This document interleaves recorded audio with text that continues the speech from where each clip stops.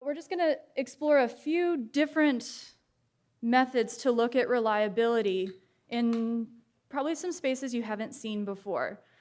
So we want to deal with some stuff under random workload. All of our workloads are random no matter what our device is.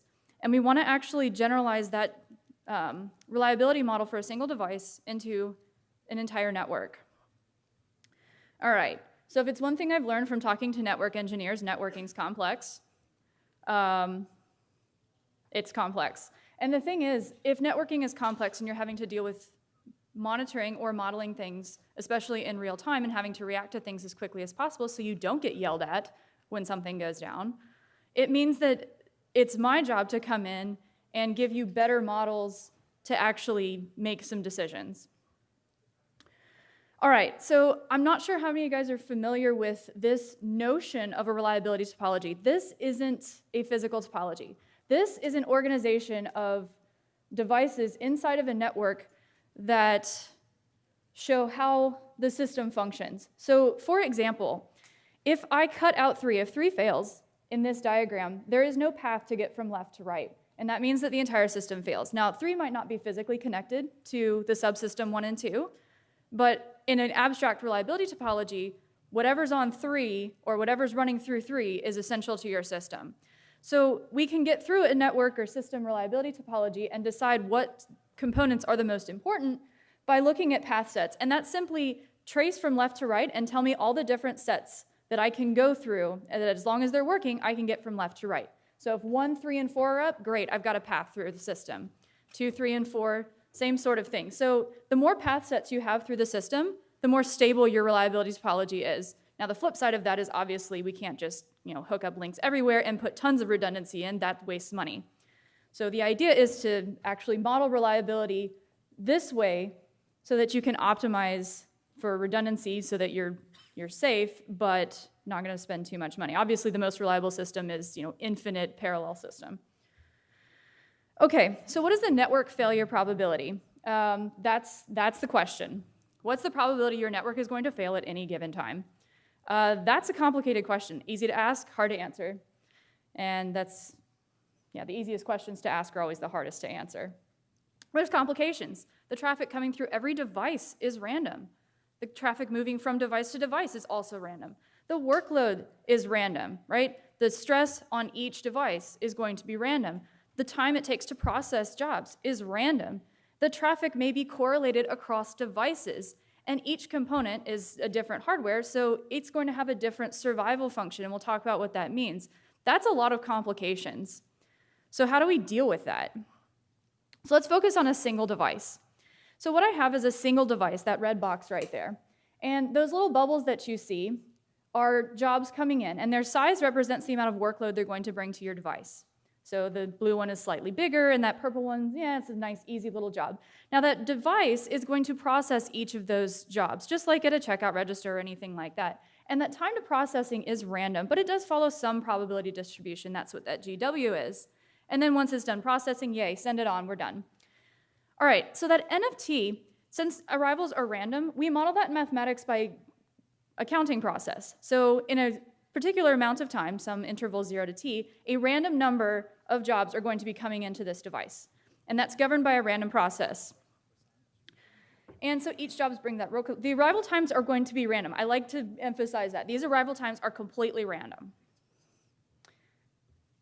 Okay, so how does that affect our reliability?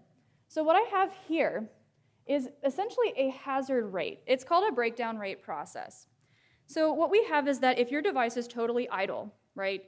If it's totally idle and there's no traffic coming through it, it's just sitting there and it's on, there is some baseline hazard function, the probability of failure. When is it going to fail, right?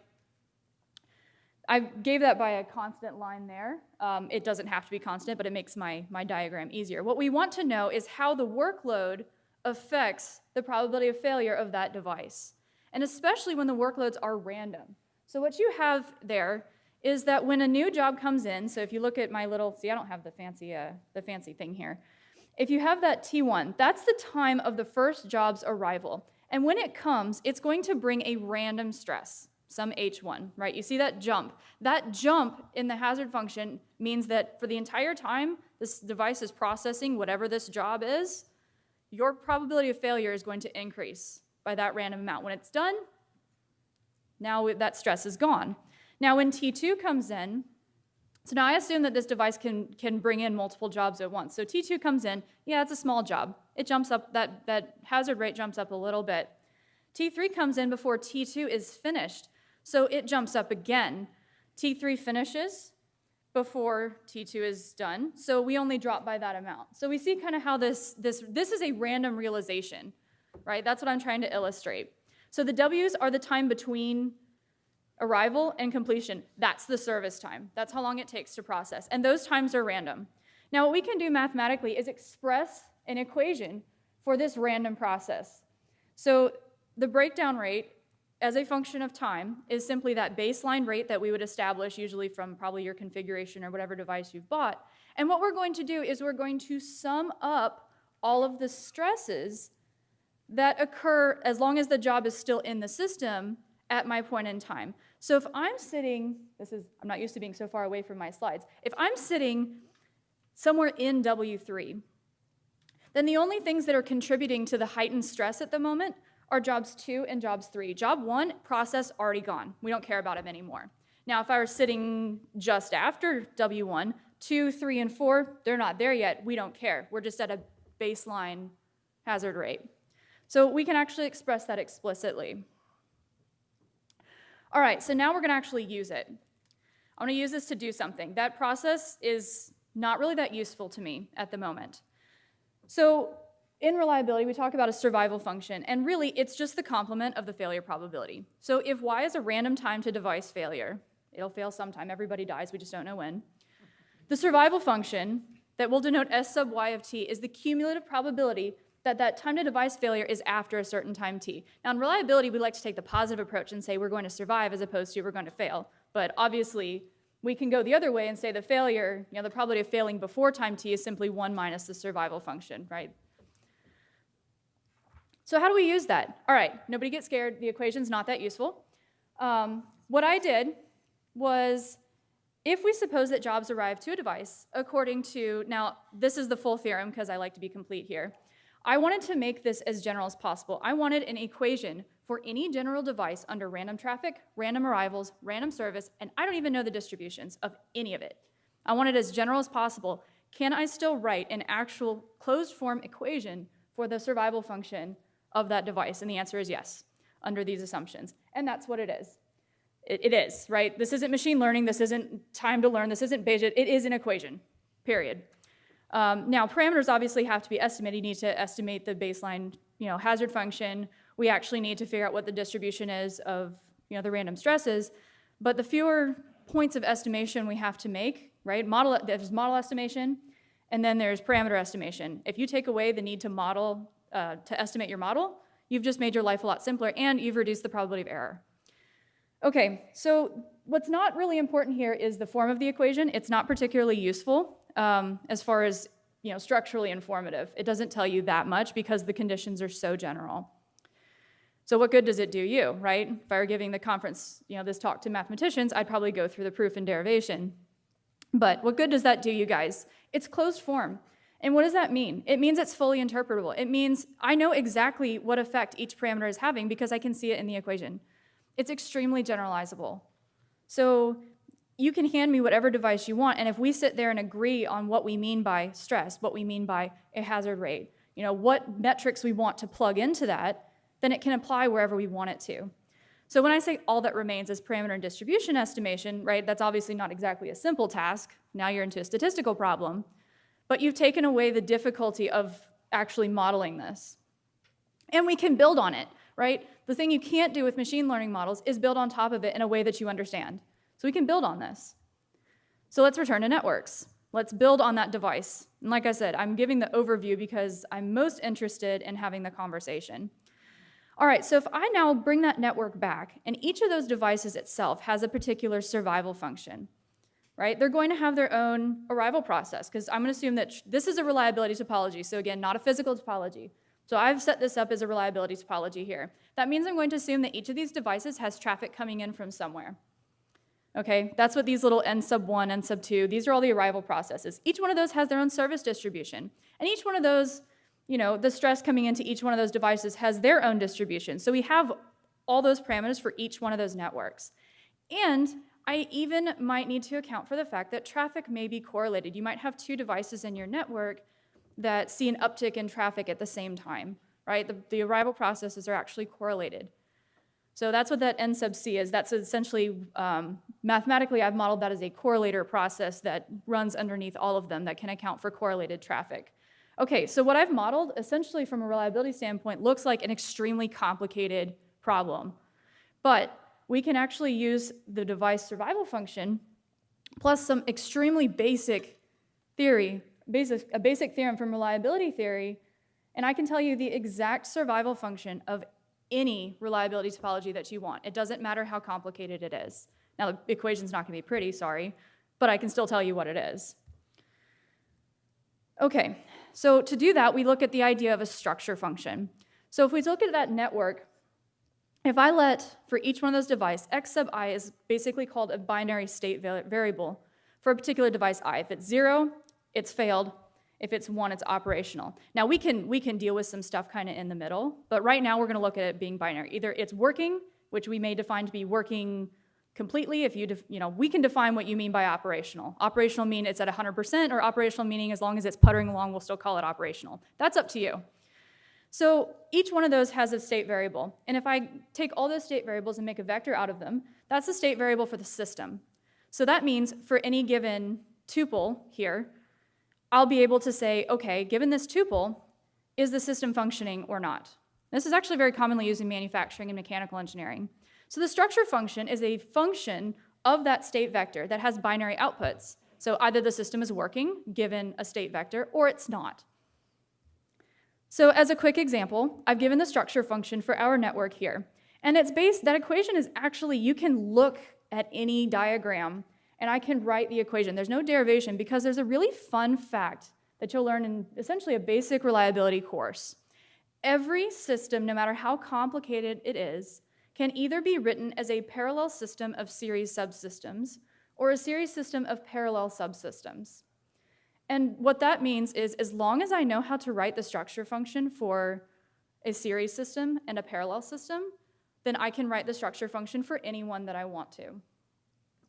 So what we do, now we can return to what we're doing. So I've still got all our random processes going on here. This one fact, coupled with the reliability model that I've given for a single device, is what allows me to substitute into that structure function and allows me to tell you the survival function of any system that you want.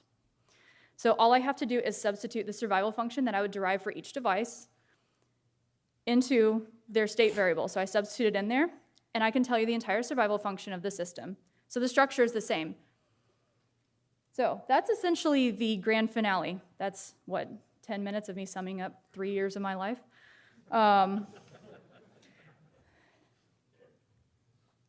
More importantly, what does it mean? So it means we have an actual equation for any system survival function. Now, I'm not going to promise that it looks pretty. That's why I left most of the equations off. Even bridge systems can start to get ugly.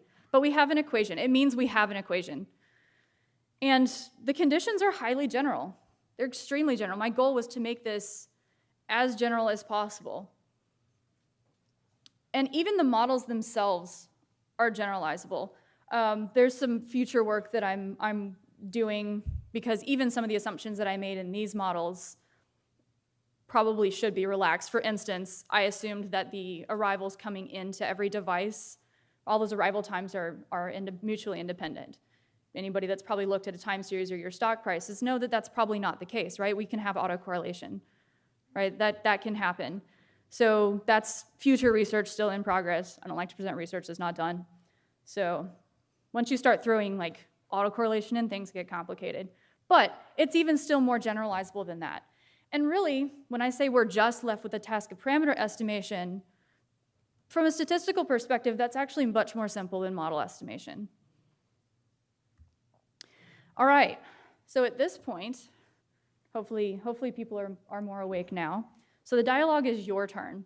So when I'm going to present, right, I'm a pure mathematician, I say stress and I just mean, well, I'm defining some kind of abstract concept of stress, but it only becomes useful if you tell me what you think of when you say that, right? What metric comes to your mind?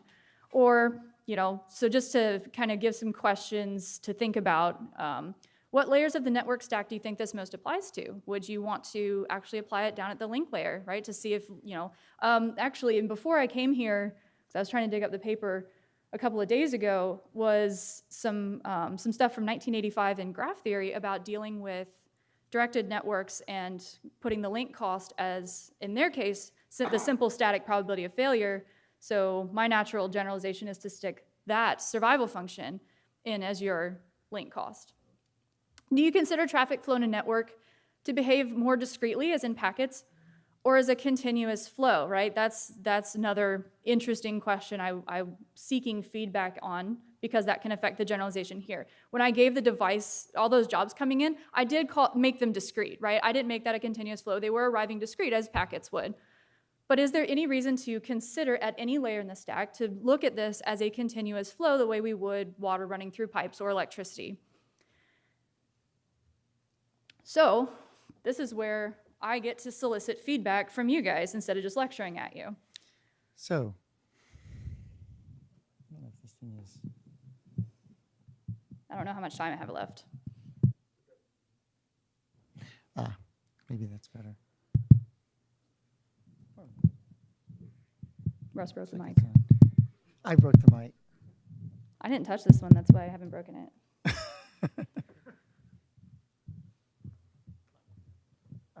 Okay, I'll just ask.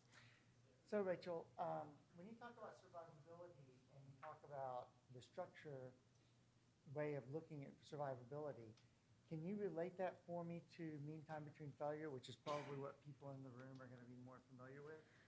So the mean time between failure is essentially an aggregated summary of the survival function. One way to do that is, right, you have a random time to failure of the device. You might reboot it. And if you basically, the survival function itself is based on a random process. If I look at a whole bunch of devices and I basically test them and look at the time each one fails, I'm essentially going to aggregate that into a mean time to failure. I'm trying to get away from that. The reason I'm presenting this is because I'm trying to get away from the notions of aggregation. Mean time to failure is a point estimate, and an unrobust point estimate at that. Besides the fact that it's a point estimate, great. The mean time to failure is, I don't know, some x. Is it x with the spread being this big, or is it x with the spread being this big, right? If you leave that information off and you're trying to do traffic planning, you can end up in a whole bunch of trouble if you have bursty traffic. So yeah, I don't like point estimates. That's why I push for survival functions and actually just modeling it all the way. Yes? So that was fun, and I understood some of it. So my question might be a really simple question, but your assumption is in general processing times and arrival times are random. Yes. I remember reading something a long time ago about self-synchronization of traffic. And so my question is, if they're not truly random, how does that affect what the results are? So what do you mean by not really random? Okay, so there was a paper a while ago which was basically looking at the internet as a whole, and I think they were saying basically the traffic tended to self-synchronize, so you got peaks and valleys. And so it was not a random distribution. Self-similar. Self-similar. And so Generally in a fractal pattern. No, go ahead. he says self-similar in a fractal pattern. So my question is I understand how random makes it easy to deal with, but I don't think that's the real world. And so when you start having structure in the workload, how's that affect the results? Well, actually, that makes it much simpler, because now it's a deterministic function that we don't have to estimate parameters for. We can basically just go straight to the structure function. So in other parts of reliability theory, a lot of times they will assume a deterministic, not time to failure, but a distribution. And then you can basically deal with that. Let me try to answer this well. Actually, so what are you thinking about that? I think the issue becomes there isn't a single pattern, right? The traffic varies all over the place depending on applications and time, but at any given time it is self-similar, but the fractal will change. So it may well be random over a very long period, but it's not over a short period. Okay, well then that depends what's useful to you in terms of granularity, right? Are you wanting to look long-term from a design perspective, or are you wanting short-term from a monitoring perspective? Because if it's, long-term random, then this is useful. If it's short-term and it's closer to deterministic, then the way to use that is essentially not to use this dissertation at all, but to essentially go back to what people do in electrical engineering, which is just fluid flow, just modeling this based on fluid flow. And Okay, so we probably need a longer discussion, but I think what you're saying is, in a case where if I look at a particular thing, say, for instance, Russ's server, and we say, look, we see 4, 5, 6, 10 classic patterns. If I go and analyze them and basically morph the results, then I probably have a pretty good indication. you have an indication of pattern, but at any given time, how do you know that you need to figure out what pattern that is? How do you select the pattern? Or is it really just, essentially a steady state sort of system? Let me think about the question more, because I think I need to optimize the question to get a good answer, but thank you. This Okay. is fun. So the second thing is, Rachel, you have the concept of workload versus failure, and this is not something network engineers tend to think about a lot in those terms. We tend to think about failures in terms of equipment failure, link failure. So it might be useful for a network engineering crowd, I'm just trying to be helpful here, to think about in terms of failure from the terms of, you said 80% link utilization or something like that. That may be a more useful thinking model for network engineers to understand that when I get above a certain percentage of traffic, I start dropping enough traffic that I start causing the self-similarities that Peter was just talking about. So I don't know if that's... So I guess, and forgive me if it's, can you define what you mean by self-similarity? Obviously, when I think of the word similar, I'm going to think of something very different than you. So can you define self-similarity? Self-similarity, there's a paper Peter was talking about. And I'll find it for you sometime or another, if I can dig it out of my paper archive. That's talking about how, particularly in Ethernet segments, you see that when one server starts to increase in volume of traffic or whatever it is, it tends to somehow or another impact other servers. And this is partially because of queuing mechanisms and the way queuing mechanisms back up. And if you look at weighted red and you look at TCP global synchronization, that's the gross or the large scale version of that, but it actually works at a smaller, finer granularity scale that causes traffic to become self-similar in kind of a fractal pattern on even individual links. But even Jeff Houston has done some research, or it's not really research, but some observational stuff around self-similarity on the internet, even at the routing table scale and even at in the DFC for traffic. But even that occurrence of self-similarity itself, you don't know when that's going to come up. Right, that's what I was going to say, is that self-similarity does not necessarily mean that it's not random in the larger sense. It just means that it's self-similar within the smaller. So how would that not mean that you can apply the correlator process underneath? Oh, no, I would assume that would account for, that would be how you would deal with the self-similarity. I wouldn't say that it does say that you can't apply it. It's just that it's kind of Okay. an area to think about. Hi, Rachel. The question I have related to your survival piece of the theorem. Let's see, I'll go back to Does the it theorem. account into an existing, or so say for there one flow started and before it completes, second flow started, and the first flow actually failed, or it resulted in a failure. So does this actually? No, it doesn't. Okay. I know that's a really good idea though. This is why I came. No, that's actually interesting. So in this case, I think I'll use little mouse here. So what in theory would happen here is the second one comes in, and even though in my diagram here, we have it finishing later. In yours, you want that to fail even as other ones are still coming in. Right.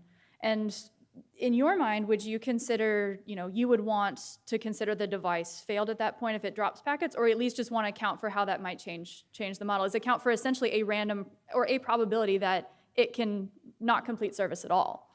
Right, but the point I'm trying to make is, say for the failure of first flow impacts in some way, or there's a probability that the flow of the second flow might get impacted because of the failure of the first flow. In that situation,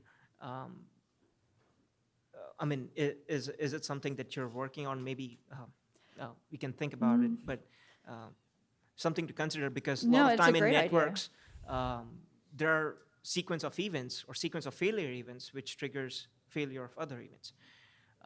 Okay. That's good. No, that's great feedback. No, this model does not account for that. And I know I wouldn't have thought to try to build that in. So that's really good feedback to know that that's something that's useful. All right, I guess that's my time. So thank you.